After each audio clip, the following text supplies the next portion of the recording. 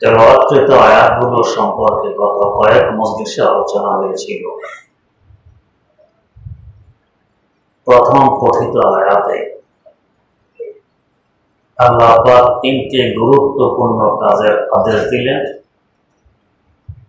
এবং তিনটি মারাত্মকতম কাজ থেকে বিরত থাকার আদেশ দিলেন।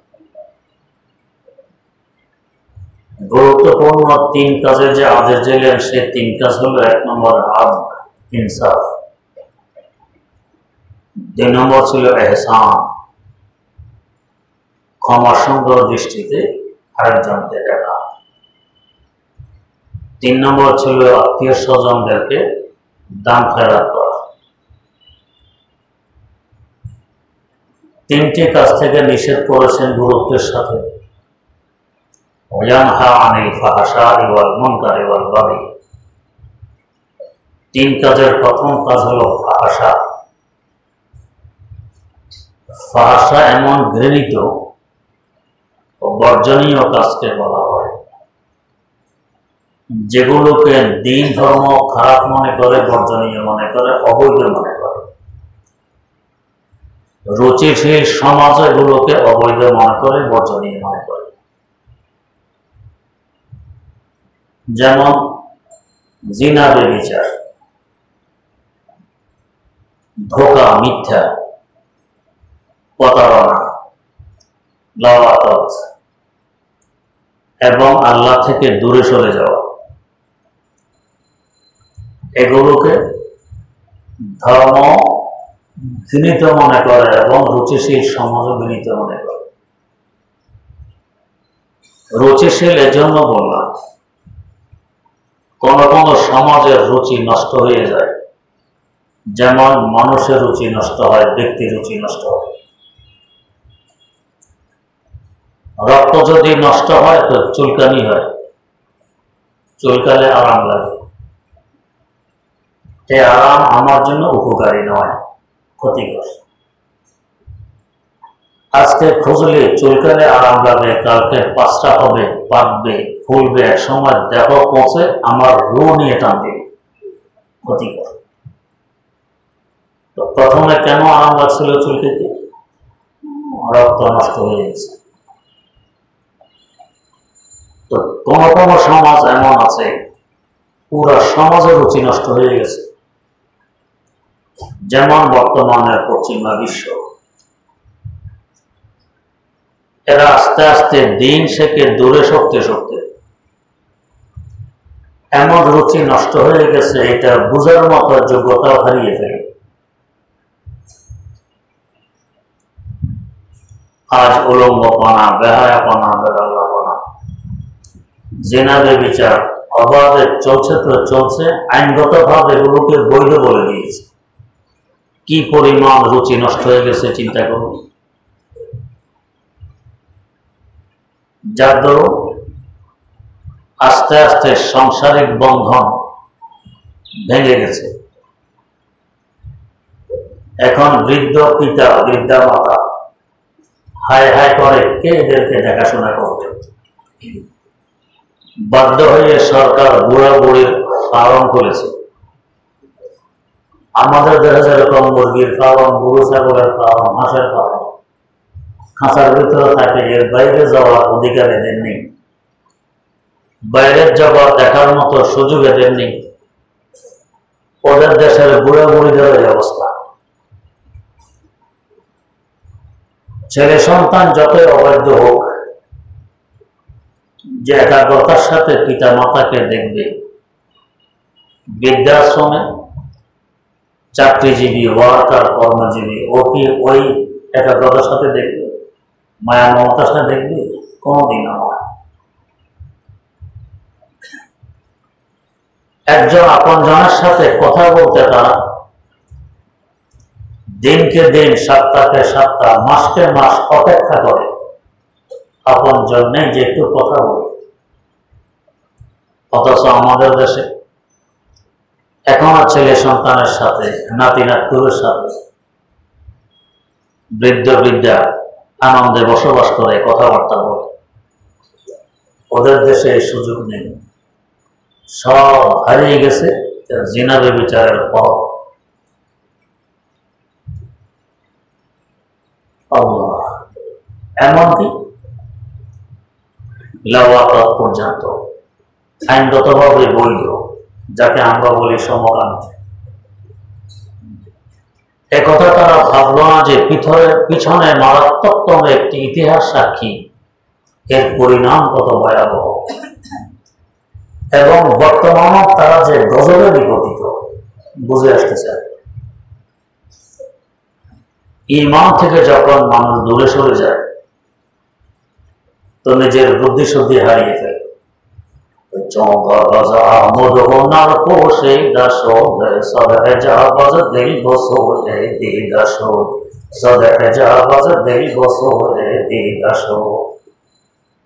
হক এবং বাতিল ব্যবধান করার মতো যোগ্যতা থাকে না, চোখের সামনে পর্দা পড়ে যায়, দেখে না কোনটা হক কোনটা বাতিল।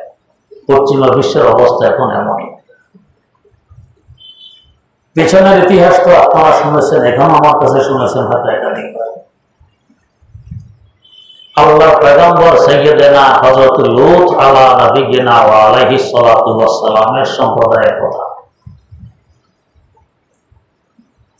এরা এই সমকামিতা আবিষ্কার করে। এর আগে এই গুনাহ জগতে কখনো সংঘটিত হয়নি।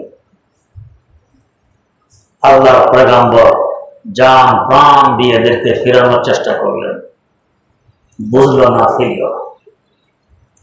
উল্টা পয়গম্বর কেন বুঝান? পয়গম্বর রক্তের পিপাসু হয়ে দাঁড়ায়, তো একবারে বেশি পরহেজগারি দেখায়। আমাদের দেশেও কিছু মানুষ আছে একবারে বেশি সফি, বেশি পরহেজগারি দেখায়। তার মারাত্মক কথা কি? আমার ঈমান ধ্বংস হওয়ার ভয় আছে এমন কথা। এরা আল্লাহ পয়গম্বরের সাথে এরকম ব্যবহার, তো বেশি পরহেজগারি দেখো, যতই বুঝাইলে এরা বুঝল। এর কারণে আল্লাহ পাকের গজব অবতীর্ণ হইল। হযরত জিবরিল আমিন আলাইহিস সালামকে পাঠাইলেন। এর পূর্বে পাথরের বৃষ্টি বর্ষণ হইল, আকাশ থেকে পাথরের টুকরা করতেছে। এরপর আল্লাহ পাকের গজব থামল না, এবার জিবরিল আমিন আসলেন। এসে তিনি পাখা মেরে তাদের পুরা বস্তি, 81 কিলোমিটার লম্বা, 18 কিলোমিটার চওড়া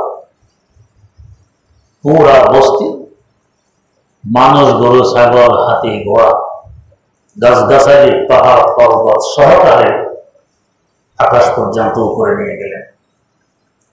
নিয়ে উল্টা করে ধাক্কা দিলেন নিচের দিকে। এমন জোরে ধাক্কা দিলেন, এক ধাক্কায়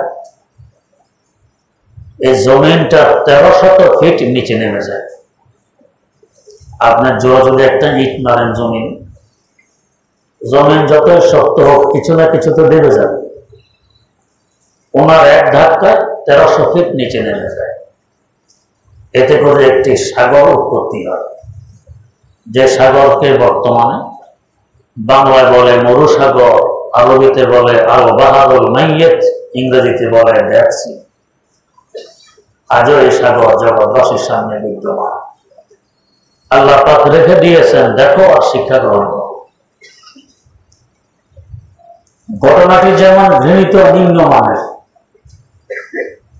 এই গুনাহ আবিষ্কারকদের বস্তি আল্লাহ পাক বানায় দিলেন নিম্ন এলাকা, নিম্নের সাথে নিম্নের দিকে বুঝিয়ে দিলেন ঘটনাটি কেমন মারাত্মক, গুনাহটি কেমন নিম্নমানের। এই গুনাহের আবিষ্কারকদের বস্তিকে আমি জমিন থেকে 1300 ফিট নিচে নামাই দিলাম, নিচু বানিয়ে দিলাম। সাগর উৎপত্তি হবে। হাজার হাজার বছর আগের ঘটনা, এখনো গজব সেখানে পতিত। গজবের আলামত আর চিহ্ন এখনো সেখানে পরিলক্ষিত। হৃদয়ে বীণা যাদের আছে, অন্তর চক্ষু যাদের আছে তারা দেখে, আর যাদের নেই ওরা ওইখানেও তামাশা করে, গজবে যায়। কি চিহ্ন পরিলক্ষিত? যেগুলো বাহ্যিক দৃষ্টিতে আমরা দেখি। যাদের বাতিনি চক্ষু আছে তারা তো আরো অনেক কিছু দেখায়। আমরা দেখি 1 নম্বর গজব, দুনিয়ার সাগরের লেয়ার যেখানে, এই সাগরের লেয়ার এর থেকে 1300 ফিট নিচে, পানির পিঠ 1300 ফিট নিচে, অথচ পানির ধর্ম কোন নিচু জায়গা হলে সেখানে পানি উঠে সমান হয়ে যায়, মাটির নিচ দিয়ে পানির যোগাযোগ থাকে। আমরা tubewell, shallow machine, deep machine দিয়ে যে পানি তুলি, পানি কোত্থেকে আসে? মাটির নিচ থেকে। এখানেও পানির লেয়ার থেকে ওঠানামা করে 1300 ফিট নিচে। 2 নম্বর গজবের আলামত কি? সাগরে অসংখ্য প্রাণী বসবাস করে, ছোট বড় অসংখ্য প্রাণী, মাছ ইত্যাদি। এই সাগরে হাজার হাজার বছর যাবৎ আজ পর্যন্ত কোনো প্রাণীর সন্ধান মিলেনি, কোনো প্রাণী নেই। ওরা বোঝে এটা গজবের জায়গা, এখানে আসা যাবে না, বসবাস করা যাবে না, এটা বসবাস উপযোগী নয়। প্রাণীরা বুঝে, আমরা বুঝি না। কি পরিমাণ অবুঝ হয়ে গেছে ইমান থেকে দূরে সরার পর। 3 নম্বর গজব, সাগরের তলায় নানা ধরনের উদ্ভিদ জন্মায়, গাছগাছালি আছে। এই সাগরের তলায় আজ পর্যন্ত কোনো গাছের সন্ধান মেলেনি, কোনো উদ্ভিদ নেই। গাছগাছালি বোঝে এখানে বসবাস করা যাবে না, এই জায়গায় বসবাসের উপযোগী নয়, এটা গজবের জায়গা, আমরা বুঝি না। 4 নম্বর, কোন মাছ ইত্যাদি ধরে এনে সাগরে ছেড়ে দিলে এটাও মারা যায়, চিন্তা থাকে। কেমন গজব চিন্তা করে। 5 নম্বর, দেখতে দেখা যায় পানি স্বচ্ছ পরিষ্কার। আপনার নাম দেন, গোসল করবেন, এক প্রকার রাসায়নিক বস্তু আপনার দেহে চিমটে ধরবে, সাবান শ্যাম্পু দিয়ে পরিষ্কার করাও কঠিন হয়।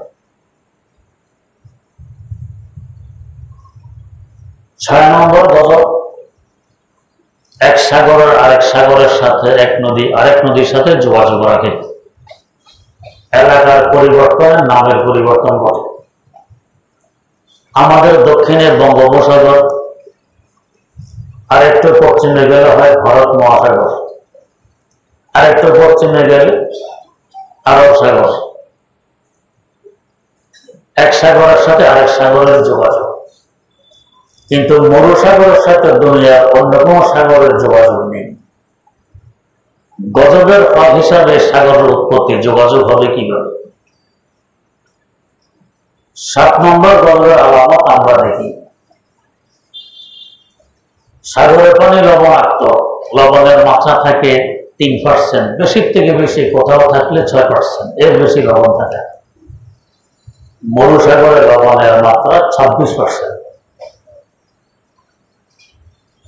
এই গজবগুলো তো আমরা দেখি বাতিনি ভাবে।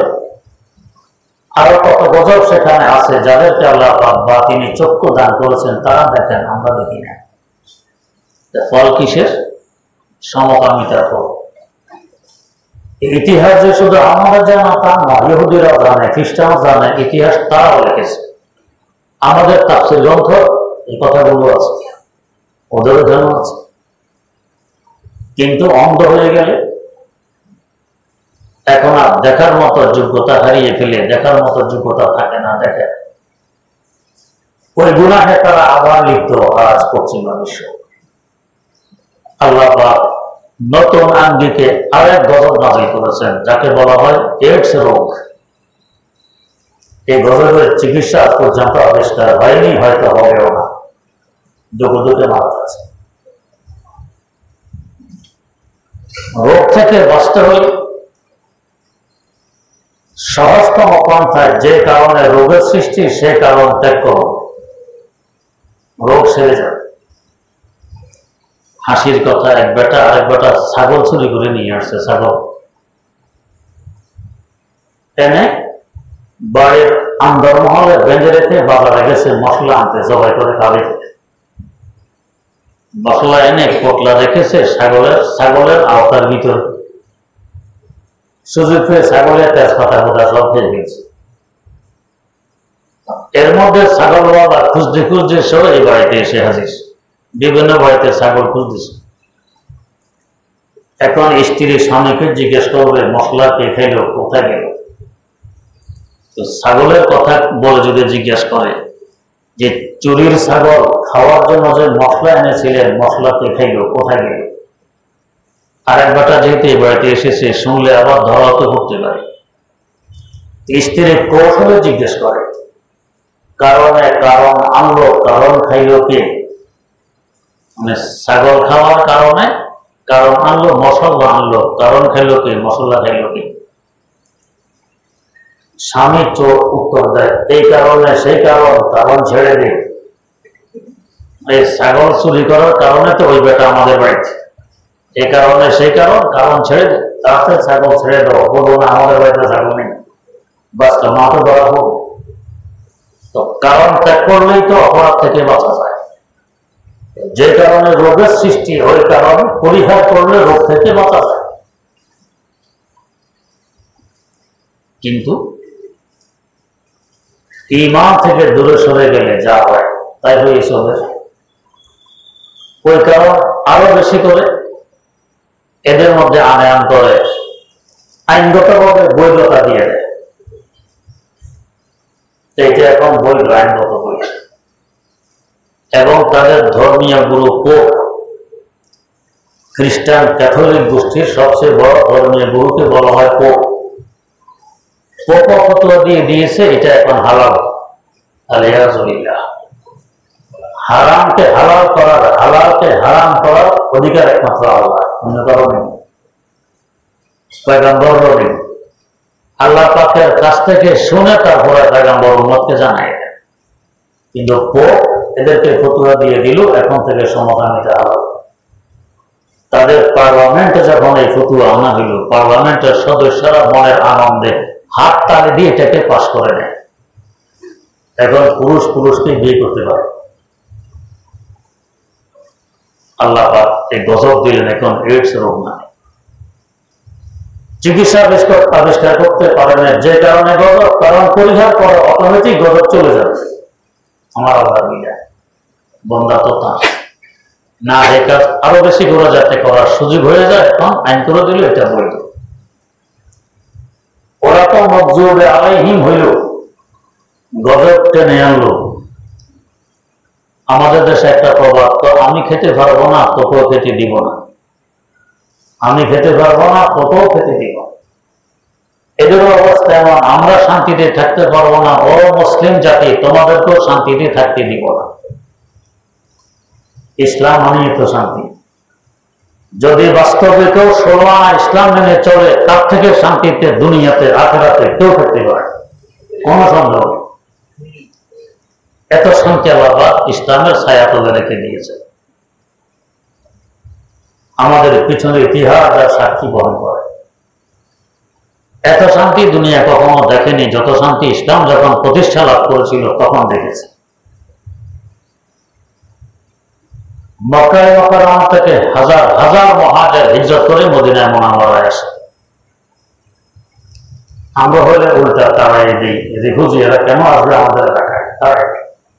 ওনারা করছেন কি, গড় দুইটি থাকলে একটি দিয়ে দিয়েছেন, বাইরে অর্ধেক দিয়ে দিয়েছেন, তুমি এখানে থাকো। এমনকি স্ত্রী যদি কারো দুজন থাকে, তোমার পছন্দ কোনজন, এজনকে তালাক দিয়ে দিয়েছে, এবার তুমি বিয়ে করে নাও।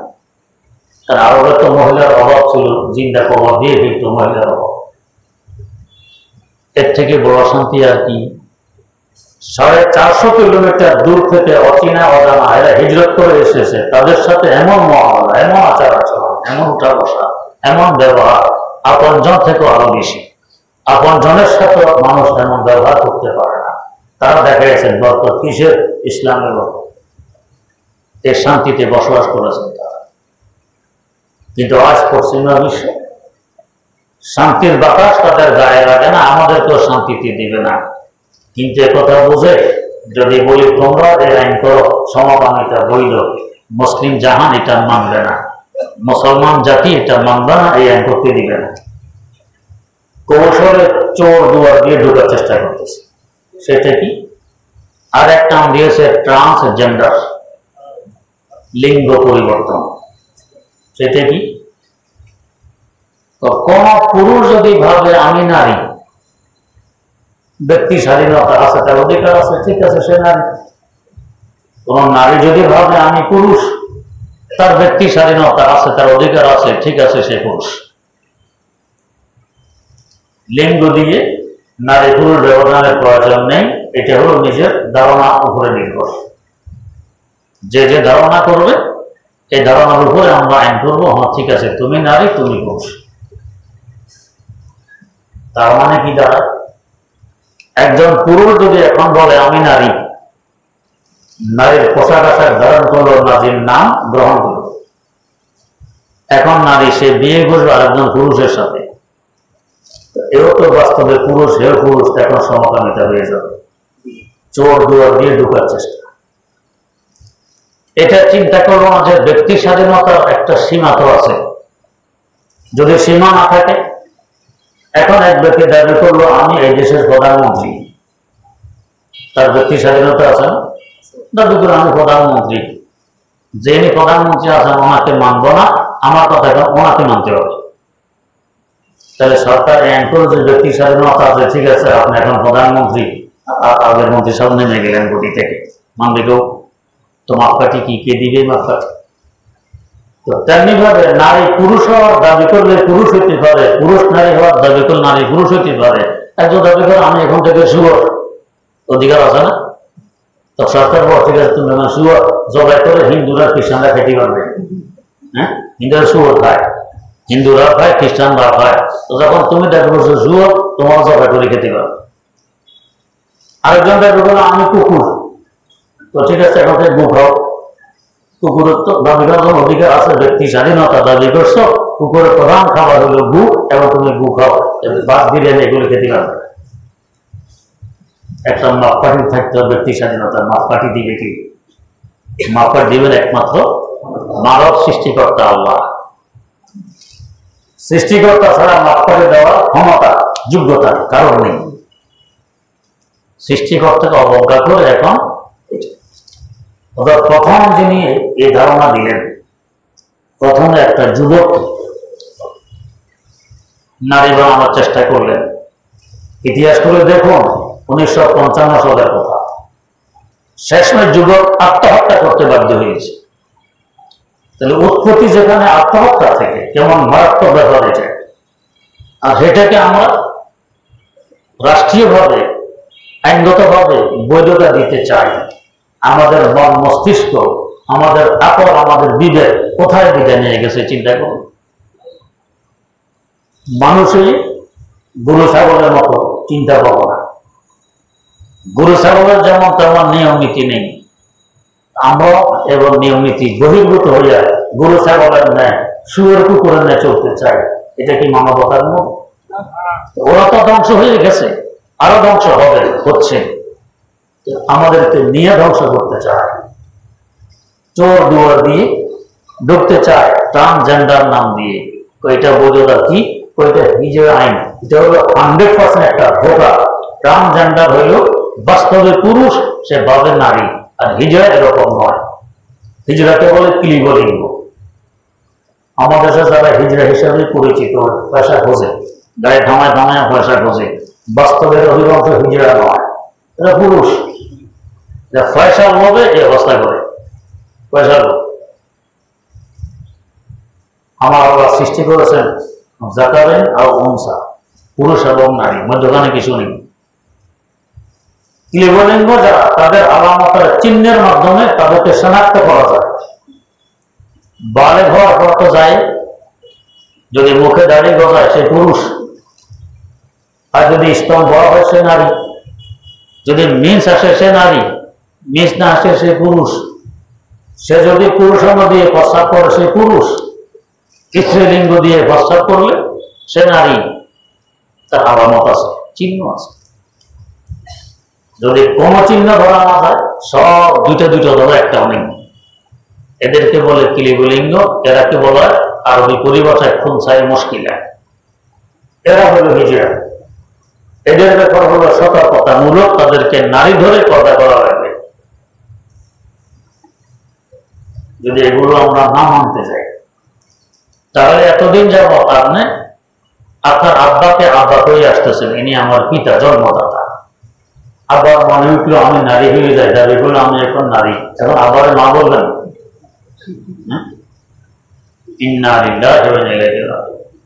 এক বেটা বিয়ে করছে, হিজব বেকুব মার্কা সোজা সাজা, শ্বশুর বাড়ি গিয়েও তেমন কথাবার্তা বলে। তো ছেলের শ্বশুর ছেলের আব্বার কাছে অভিযোগ দিল। কি ছেলে দিলেন? ছেলে কথাই বলে না। আব্বা একদিন বুঝাইলো, বাবা শ্বশুর বাড়ি গিয়ে কিছু কথাবার্তা বলতে হয়, চুপচাপ থাকতে হয়।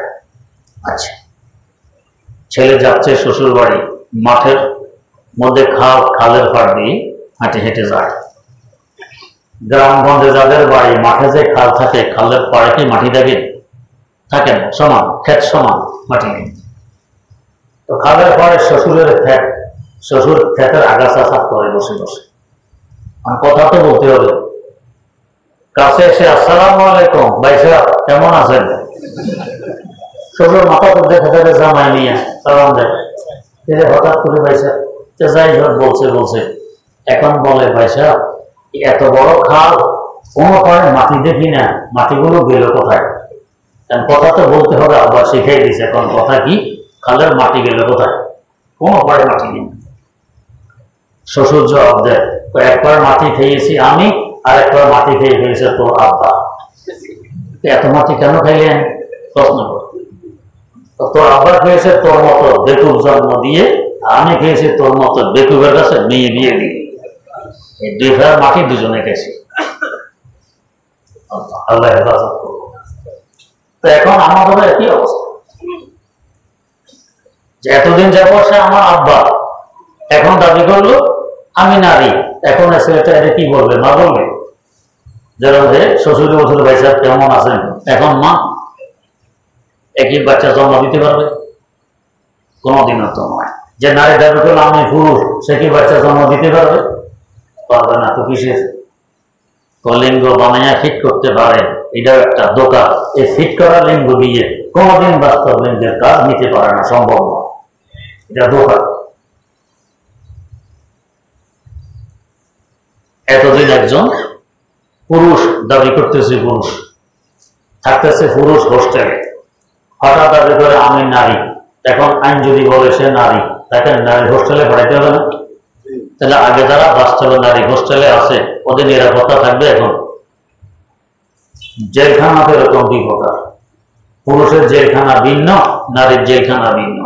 এখন এক কয়েদি এতদিন পুরুষ, হঠাৎ দাবি আমি তো নারী, তাকে নিয়ে গেল নারীদের এলাকায়, নারীদের জেলখানায়। এখন আগের জেলখানা যে সমস্ত নারী কয়েদি ছিল, তার নিরাপত্তা থাকবে? এই কথাগুলো কেন বুঝে আসে না আমাদের? আইন করতে হবে। হাজার হাজার বছর যাবৎ চলতে পারছে হিজড়া, আর এখন চলতে পারবে না, ভিন্ন আইন লাগবে? এগুলো সব হলো পশ্চিমা বিশ্বের ধোঁকা। আমরা তাদের ধোঁকা খেয়ে যাচ্ছি।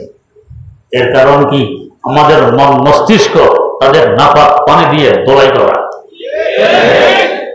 আমাদের যে শিক্ষা সিলেবাস, এই সিলেবাস তাদের বানানো, তারা এই সিলেবাস প্রণয়ন করেছে। লর্ড মেকালে, এই ভারতবর্ষের গভর্নর লর্ড মেকালে, তার এক বক্তব্য এখনো বিভিন্ন ইতিহাসে উল্লেখ আছে। বক্তব্য দিয়েছে, আমরা যে প্রতিষ্ঠানগুলো প্রতিষ্ঠা করেছি, উদ্দেশ্য আমাদের অফিস আদালতে কিছু চাপরাশির দরকার। এই দেশের লোক আমাদের ভাষা বোঝে না, চাপরাশির দরকার, এই জন্য আমরা শিক্ষা প্রণয়ন করেছি। শিক্ষা দ্বারা তো চাপরাশি বানানোর উদ্দেশ্য, শিক্ষিত বানানোর উদ্দেশ্য নয়। এটাকে আমরা মনে করেছি আমরা শিক্ষিত হই। তো না হয় কথায় লম্বা হয়। আমার কাছে একবার নোয়াখালী চৌমনি কলেজের কিছু ছাত্র এসে প্রশ্ন করলো, হুজুর আমাদের একটা প্রশ্ন। কি প্রশ্ন? আমরা যে কলেজে পড়ি, এটা জায়েজ না না জায়েজ? ভাই তোমরা তো জায়েজ না জায়েজের চিন্তা নিয়ে আসছো, আমি তো বলি ফরজ। এটা তো হতভম্ব, কিরে হুজুর দিয়ে আরো সেটা ফরজ, এটা ফরজে কিফায়া। আমাদের ঘর বাড়ি বানার লাগে, ইঞ্জিনিয়ার তো তোমরা হইবে। পোল কালভার্ট প্রস্তুত করা লাগে, ইঞ্জিনিয়ার তো তোমরা হইবে। চিকিৎসা লাগে, ডাক্তার তো তোমরা হইবে। তো এগুলো ফরজে কিফায়া না? মাশাআল্লাহ, খুব খুশি। এরপরে বললাম, ভাই তোমরা যে পড়ো, কি জন্য পড়ো বলো তো একটু? আমরা পড়ি আলো সংগ্রহ করার জন্য আলো, এরপরে আলো বিস্তার করবো। মাশাআল্লাহ, নিয়ত তো বড়। আরেকটা কি, দেশ ও জাতির সেবা করবো, দেশ ও জাতির সেবা করবো, আলো সংগ্রহ করবো এই জন্য। আচ্ছা, এরপরে বললাম তোমরা তোমাদের বইয়ের পাতা চিরে জুতার ভিতরে নিয়ে পরীক্ষার হলে যাও কিনা? জি যাইতো। এটা আলো না অন্ধকার? এটা তো অন্ধকার। আচ্ছা, মাঝে মধ্যে আন্ডার পাওয়ারের ভিতরে নিয়ে নিজের বইয়ের পাতা, যে বই থেকে আলো সম্ভব হয়ে যায়, এটাকে অন্ধকারে ঢুকে যায় না, আমি হলের ভিতরে জি নেই কেউ। আবার ফাঁকে ফাঁকে বাথরুমে গিয়ে এই বইয়ের পাতাগুলো বাথরুমে ফেলে এসো কিনা? জি আসি তো। এটা আলো না অন্ধকার? অন্ধকার। শিক্ষককে রুমের ভিতরে ঢুকে যায় তালা বন্ধ করে বাইরে মিছিল দেওয়া কিনা?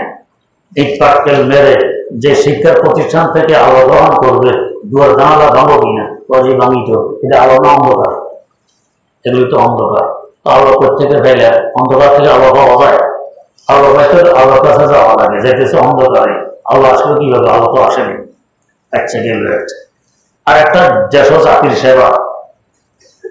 আমাদের দেশে প্রাইমারি স্কুল থেকে নিয়ে ইউনিভার্সিটি পর্যন্ত কত লক্ষ কোটি টাকা সরকার ব্যয় করে, হিসাব আছে?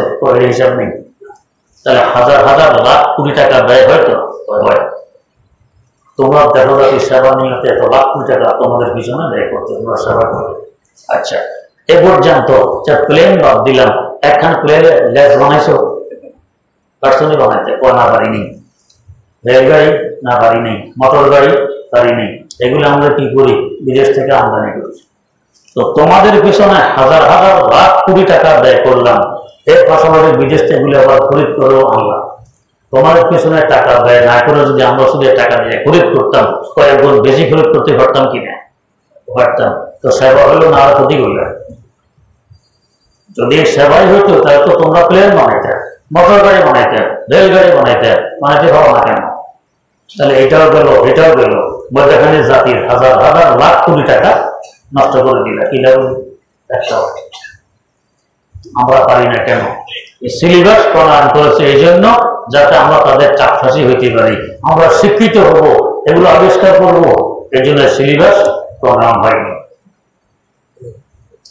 ওই নাপাক পানি দ্বারা দোলাই করা মান মস্তিষ্ক এদের ধোকা বোঝার মতো যোগ্যতা হারিয়ে ফেলেছে।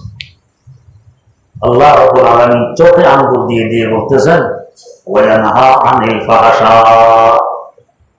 এই ধরনের অবৈধ কাজ যেগুলো রুচিশীল সমাজ অবৈধ মনে করে, আসমানিক ধর্ম অবৈধ মনে করে, এগুলো পরিহার করো, না হলে গজব আসবে। মারাত্মকভাবে গজব এসে আমাদেরকে দেখাইও দিয়েছে। এগুলো গজব, যে জিনা, ব্যভিচার, সমকামিতা, লাওয়াত, খোদা থেকে দূরে সরায় দেয়, এমন কাজগুলো মারাত্মকতম কাজ, এতে গজব চলে আসে। আল্লাহ রাব্বুল আলামিন বুঝার তৌফিক দান করুন।